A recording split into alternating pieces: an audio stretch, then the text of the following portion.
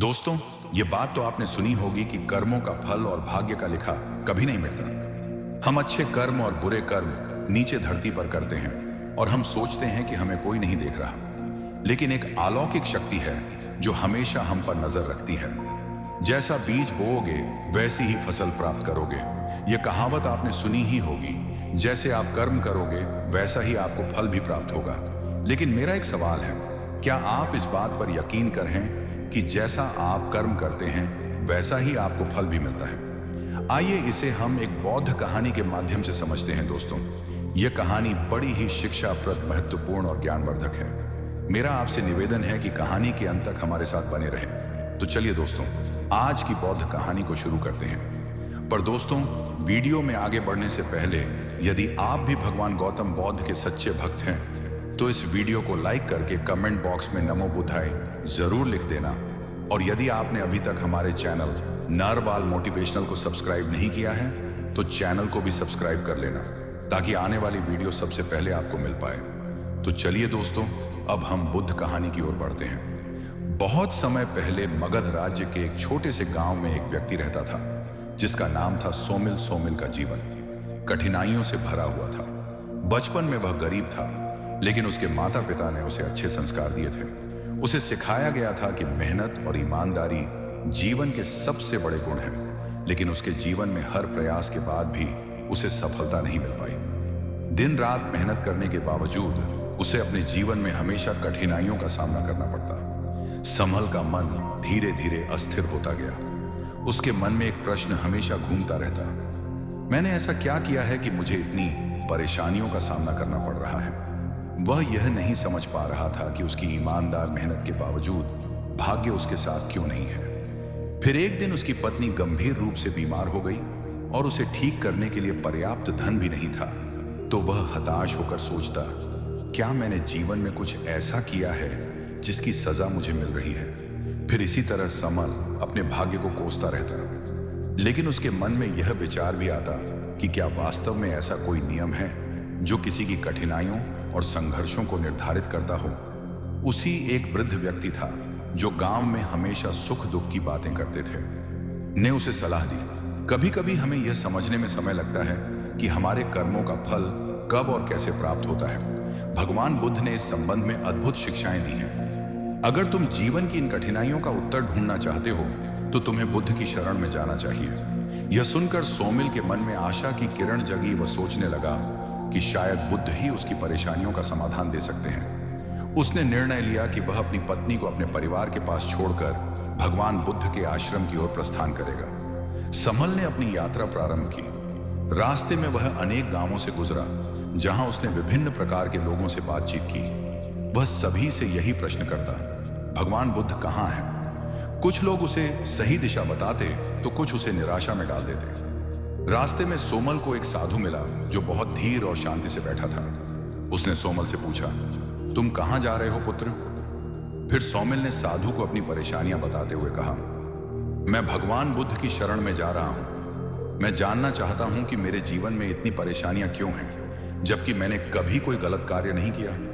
मैं जानना चाहता हूं कि क्या यह सब मेरे पूर्व जन्मों के कर्मों का परिणाम है या यह वर्तमान जीवन के कर्मों का फल है। यह सुनकर साधु ने मुस्कुराते हुए कहा, भगवान बुद्ध से मिलना तुम्हारे जीवन का महत्वपूर्ण मोड़ हो सकता है, लेकिन यह याद रखना कि उत्तर तभी मिलेगा जब तुम अपनी समझ और धैर्य से उसे ग्रहण करने के लिए तैयार होंगे। सोम साधु की बातों को समझने की कोशिश करते हुए अपनी यात्रा जारी रखता है। सोमिल की यात्रा के कई दिन बीत चुके थे। अंततः वह उस आश्रम में पहुंचा जहां भगवान बुद्ध अपने शिष्यों के साथ निवास करते थे। आश्रम एक शांत और सुंदर स्थान था जहां पेड़ों की छांव में साधक ध्यान में लीन रहते थे। वहां का वातावरण इतना शांतिपूर्ण था कि सोमिल की आत्मा को भी थोड़ा सुकून महसूस हुआ। समल ने बुद्ध के पास पहुंचने से पहले अपने मन में एक बार फिर से उन सभी सवालों को दोहराया जो वह पूछना चाहता था। उसके मन में संशय था कि क्या बुद्ध उसकी सभी परेशानियों का उत्तर दे पाएंगे, लेकिन उसने अपनी आशा को जीवित रखा। अंत में वह उस स्थान पर पहुंचा जहां बुद्ध अपने शिष्यों के साथ बैठे थे। भगवान बुद्ध को देखकर सोमिल के मन में एक अजीब सा सुकून आया। बुद्ध का चेहरा शांत और निर्विकार था, मानो उन्होंने संसार की सारी कठिनाइयों का उत्तर पाया आया हो। सोमिल ने उनके चरणों में किया और अपनी सारी समस्याओं को उनके सामने रखा। सोमिल ने कहा, भगवान, मैं एक साधारण व्यक्ति हूं। मैंने जीवन में कभी भी किसी के साथ बुरा नहीं किया, लेकिन फिर भी मेरा जीवन समस्याओं से भरा हुआ है। मैं यह समझ नहीं पा रहा हूं कि यह सब मेरे साथ क्यों हो रहा है। क्या यह मेरे पिछले जन्मों के कर्मों का परिणाम है, या वर्तमान जीवन में मेरे द्वारा किए गए कुछ कर्मों का फल है? मैं यह जानना चाहता हूं कि मेरे दुख का कारण क्या है और क्या इसका कोई उपाय है। यह सुनकर बुद्ध ने शांत और गंभीर स्वर में कहा, पुत्र, तुम्हारा प्रश्न बहुत महत्वपूर्ण है और यह केवल तुम्हारी नहीं बल्कि हर व्यक्ति की समस्या है। हम सभी इस संसार में अपने कर्मों के फल का सामना कर रहे हैं और कभी कभी यह समझना कठिन होता है कि यह फल किस कर्म का परिणाम है। बुद्ध ने आगे कहा, कर्म के सिद्धांत को समझना महत्वपूर्ण है या केवल तुम्हारे इस जीवन के कार्यों पर निर्भर नहीं। हम जो कुछ भी करते हैं उसका परिणाम हमारे वर्तमान जीवन में या फिर किसी आने वाले जीवन में मिलता है। कर्मों का फल उसी समय प्राप्त नहीं होता जब वह कर्म किया जाता है। कभी कभी हमें इसके परिणाम जीवन के अगले चरण में मिलते हैं और कभी कभी यह परिणाम भविष्य के जीवन में आते हैं। फिर बुद्ध ने आगे एक कहानी सुनाते हुए सोमिल से कहा कि सोमिल, चलो मैं तुम्हें एक बौद्ध कहानी सुनाता हूं, जिसे सुनने के बाद तुम्हारे सभी प्रश्न हल हो जाएंगे। फिर बुद्ध सोमिल को एक कहानी सुनाना शुरू किया। एक गांव में एक किसान रहता था जो हर दिन कड़ी मेहनत करता था। वह अपने खेत में दिन रात मेहनत करता, लेकिन उसकी फसल कभी अच्छी नहीं होती। वह हमेशा दुखी रहता था और सोचता था कि शायद उसने पिछले जन्म में कुछ बुरे कर्म किए होंगे जिनका परिणाम वह अब भुगत रहा है। लेकिन एक दिन एक साधु ने उसे देखा और कहा, तुम्हारी समस्याएं तुम्हारे ही कर्मों का परिणाम है, परंतु यह जरूरी नहीं कि यह परिणाम पिछले जन्म के ही हो। तुम अपनी फसल की देखभाल सही तरीके से नहीं कर रहे हो, इसलिए तुम्हें यह परिणाम मिल रहा है। यह सुनकर किसान ने ध्यान से सोचना शुरू किया और अपनी खेती में बदलाव किए। कुछ समय बाद उसकी फसल बेहतर होने लगी। साधु ने उसे यह सिखाया कि हमारे वर्तमान जीवन के कर्म भी उतने ही महत्वपूर्ण होते हैं जितने कि हमारे पिछले जन्म के कर्म। फिर बुद्ध ने यह कहानी सुनाने के बाद सोमिल से कहा कि तुम्हें भी यह समझना होगा कि तुम्हारे जीवन में जो भी हो रहा है वह केवल पिछले जन्म के कर्मों का परिणाम नहीं है। हो सकता है कि तुम्हारे वर्तमान जीवन के कुछ कर्मों का भी इसमें योगदान हो। सोमिल बुद्ध की बातों को ध्यान से सुन रहा था। उसने महसूस किया कि वह अपने जीवन में अपनी गलतियों को अनदेखा कर रहा था और केवल भाग्य को दोष दे रहा था। उसे समझ में आया कि उसके जीवन में जो कुछ भी हो रहा था वह केवल उसके पूर्व जन्म के कर्मों के कारण नहीं था, बल्कि उसके वर्तमान जीवन के कर्मों का भी परिणाम था। बुद्ध के इतना कहने के बाद सोमिल ने भगवान बुद्ध से पूछा, तो क्या मैं भगवान अपने कर्मों को बदलकर अपना भविष्य बदल सकता हूं? यह सुनकर बुद्ध ने मुस्कुराते हुए कहा, हां, कर्मों की यही सबसे बड़ी शक्ति है। यदि तुम अपने वर्तमान में सही कर्म करते हो तो तुम अपने भविष्य को भी सुधार सकते हो, लेकिन यह याद रखना कि इसका परिणाम तुरंत नहीं मिलेगा। जैसे एक बीज को पेड़ बनने में समय लगता है, वैसे ही कर्मों का फल मिलने में भी समय लगता है। सोमिल ने बुद्ध की शिक्षाओं को गहरे से महसूस किया। उसे अब समझ में आ रहा था कि वह केवल अपने अतीत के कर्मों को दोष देकर अपनी जिम्मेदारियों से नहीं बच सकता। उसे अपने वर्तमान में भी कर्मों का ध्यान रखना होगा। उसने यह निश्चय किया कि वह अपने जीवन में सही कार्य करेगा और अपने कर्मों के परिणामों का धैर्यपूर्वक सामना करेगा। फिर भगवान बुद्ध से मिलने के बाद सोमिल का मन अब शांत हो चुका था। वह अब यह समझ चुका था कि उसका जीवन केवल भाग्य और पूर्व जन्म के कर्मों पर निर्भर नहीं था, बल्कि उसके वर्तमान कर्म भी उतने ही महत्वपूर्ण थे। उसे यह सिखाया गया था कि हर कर्म का फल निश्चित है, लेकिन उस फल को प्राप्त करने का समय अलग अलग हो सकता है। बुद्ध से विदा लेकर सोमिल अपने गांव की ओर लौटने लगा। यात्रा के दौरान उसने उन सभी बातों पर गहराई से विचार किया जो बुद्ध ने उसे बताई थी।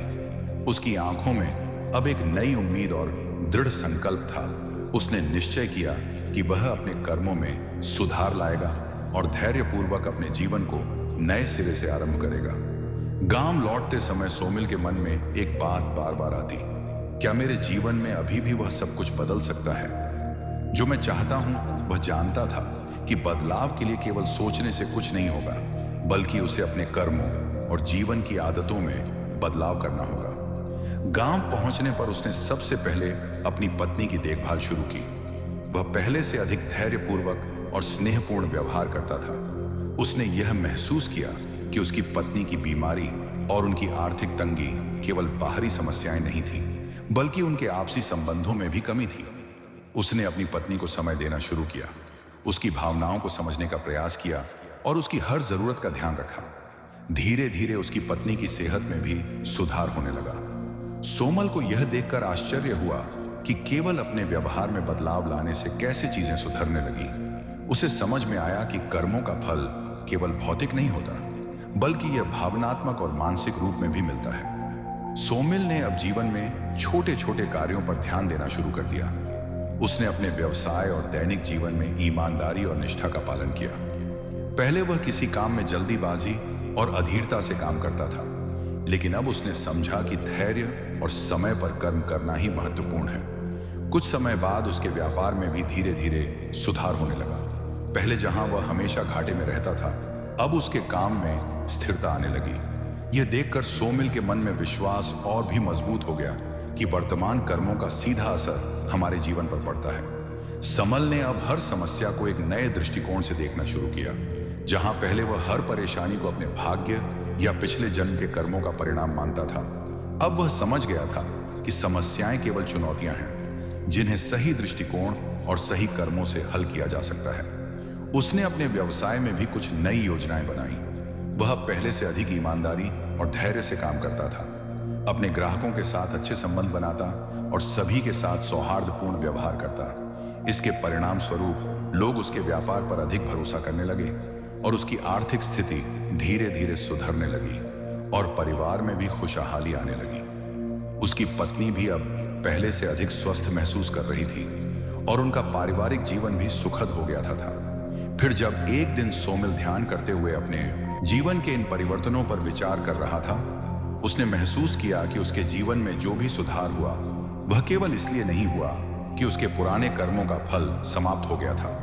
यह इसीलिए हुआ क्योंकि उसने अपने वर्तमान में सही कर्म किए थे। उसने यह भी समझा कि कभी कभी हमारे जीवन में कठिनाइयां हमारे ही सीखने और समझने के लिए आती हैं। यह कठिनाइयां हमें यह सिखाती हैं कि हमें अपने कर्मों पर ध्यान देना चाहिए और हर परिस्थिति में सही ढंग से व्यवहार करना चाहिए। सोमिल को अब जीवन के प्रति एक नई दृष्टि प्राप्त हो गई थी। वह अब यह समझ चुका था कि जीवन में कठिनाइयां आएंगी, लेकिन अगर हम सही कर्म करें और धैर्यपूर्वक प्रतीक्षा करें तो उन कठिनाइयों का समाधान भी अवश्य मिलेगा। सोमिल ने अब अपने जीवन में बुद्ध की शिक्षाओं का पालन करना शुरू कर दिया था। उसने हमेशा ध्यान रखा कि वह अपने हर कर्म को सोच समझकर करे और किसी भी स्थिति में अधीर या निरा ना हो। फिर कुछ वर्षों बाद समल का जीवन पूरी तरह से बदल चुका था। वह पहले से कहीं अधिक सुखी और संतुष्ट था। उसने न केवल आर्थिक रूप से प्रगति की थी, बल्कि मानसिक और भावनात्मक रूप से भी संतुलन प्राप्त किया था। एक दिन जब वह एक साधु के साथ चर्चा कर रहा था, उसने कहा, अब मैं समझ गया हूं कि कर्मों का फल कब और कैसे मिलता है। यह केवल समय की बात नहीं है, बल्कि यह इस बात पर भी निर्भर करता है कि हम अपने जीवन में किस प्रकार के कर्म करते हैं और उन्हें किस दृष्टिकोण से देखते हैं। साधु ने मुस्कुराते हुए कहा, तुमने जीवन का सबसे महत्वपूर्ण सबक सीख लिया है। पुत्र कर्म का फल हमारे जीवन की दिशा को तय करता है और यदि हम सही दिशा में कर्म करें तो जीवन भी उसी दिशा में बदलता है।